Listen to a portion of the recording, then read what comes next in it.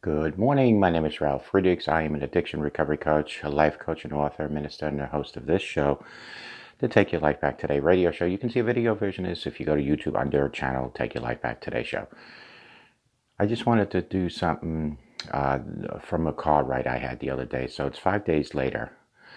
And I'll be back to the usual shows starting tomorrow. But today I want to share some updates and something special to me today.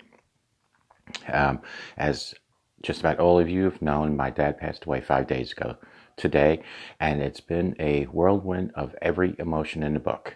Experience a loss like this is hard to describe accurately, and every person who has gone through this has different experience and situations.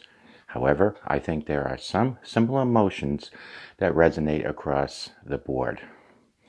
The other day, driving back from the funeral home into normal, feels anything but. It almost feels wrong that everything is exactly the same when I got home, yet there is now something hugely different, because he is no longer here. Sometimes being back in normalcy makes it feel like he's not really gone, as if I'll get a call from upstairs by him to ask me to help him with something. The most important thing that makes my heart rest a bit easier is the incredible outpouring of support and love I've been receiving over the past 5 days from loved ones, friends, and people all over the world watching this show and listening to it on the radio. People say that there's not much they can say or do during times like these, but I disagree with all that. Sure, no one can bring him back or reverse time, but showing love and care means everything. Through what can be a very dark and isolating time, love and support are the shining beacons of light that help keep us going. We took care of all of his needs since he moved here from South Carolina to Virginia 2 years ago into our home. So next time someone you know is suffering or struggling, just reach out to them. Even if you haven't spoken in a long, long time, or even if you feel awkward because you don't know what to say, reach out. There is no perfect thing to say, but the simple gesture can mean the world to that person, can even help you with your own empathy and compassion. Today I want to pay respect and love to my papa. I posted a little blurb about him on a post, but I want to share with you this. Why share something so personal? Deaths are inherently a sad event, sure, but they are also a celebration of a person's life. And I'd love for you guys to get to know a little about the man who helped create me. And I have waited 5 days to do this, so here goes. And I write in my mind, it's been 5 days since you left us in peace. Since then, you've already shown me several signs that you are still with me and looking out for me. So thank you for that. I know you heard my previous videos for you on my broadcasts, but I want to share it with the world for the first time today because you deserve to be commemorated in every way for all the long years of work and sacrifice. My papa was one of the strongest, most determined and stubborn persons I've ever known, and for you that have known him must agree. Most people with medical issues do not fight this long, but he outran it for years. Only 5% of the people with the same diagnosis survive that long, and it doesn't surprise me that my papa was one of those special people. For his kids, he did anything and everything. I never for 1 minute forgot or took for granted how lucky I was to try out any sports or activities that I was interested in. When I played soccer for many years, he always was my cheerleader and believed in me. When I decided to put that behind me and go to the Marines, he made sure to support me on that decision as well, showing up at my graduation. He always encouraged me to try everything and keep learning throughout my whole life. The only thing he asked of me was for me to do my best if whatever I tried. He asked me to work hard, to work honorably. Most parents encourage their kids to chase careers that are lucrative. ones that offer security and good salaries.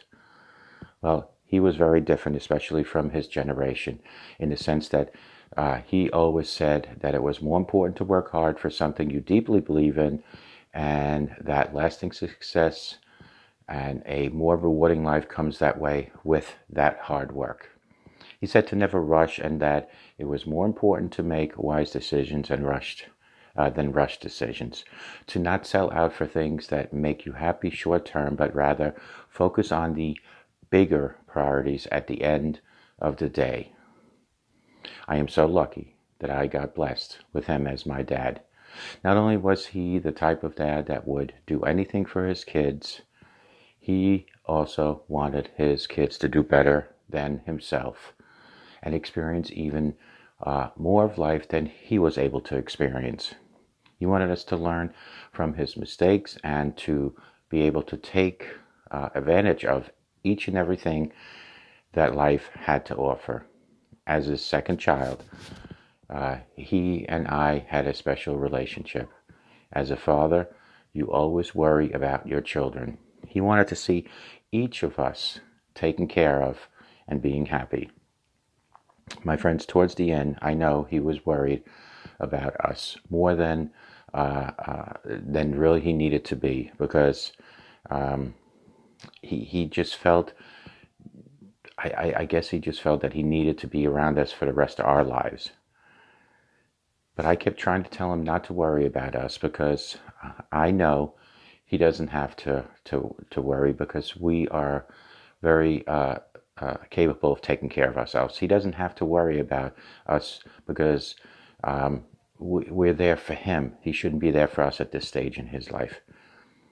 I got my stubborn determination from him. When he had his mind set on something, he made it happen. I'm the same way. He taught me to stand up on my own 2 feet and to have the belief in myself that I was capable of handling whatever life threw at me. That I was as stronger than any obstacle or struggle that came into my way to conquer and defeat. He taught me not to care what other people thought, and to always stand up proudly and firmly for what I believe in. He trusted me to make smart decisions for myself. He never told me that I had to do what he thought was best for me. He stood back and let me figure it out, for good or for worse. Not all parents will let their children, even adult children, make their own decisions, but I knew it was because he believed that I was smart and wise enough to make the right decisions. And even if I had made the wrong decision, that I would be wise enough to learn from that mistake and move forward and continue on to even stronger and better than before. I wish he got to see me do more. He only was with us the last 2 years in this house full time, that I got to share more stories with him. But I know he's still watching me and my brothers and sisters, and will get to see everything. After he passed, there was a beautiful sunrise as I was driving. The sky was such a calm, beautiful spectrum of all different colors that made me feel like he was letting us know that he is in peace and happily with his mom and dad and with my mother. That's a peace that I'll never forget. Whenever I say goodbye to him on the phone or in person, he would always smile, because you could feel that over the phone. And for him, I promise I will smile for the rest of my days on this earth. I love him always, and I miss him. Call me at 844-405-HELP, because together you and I, we can help each other take our lives back. Be good to yourselves and always be good to each other. Remember, a simple smile will go a long way, make a difference in people's lives. For anyone that's watching me that has a parent or a relative that's sick, make each day the best day, because one day, my friends, it will be their last day. It'll even be our last day. May God bless you, and take care, and we'll talk to you guys tomorrow, and have a great day with Jesus Christ and a great life with him.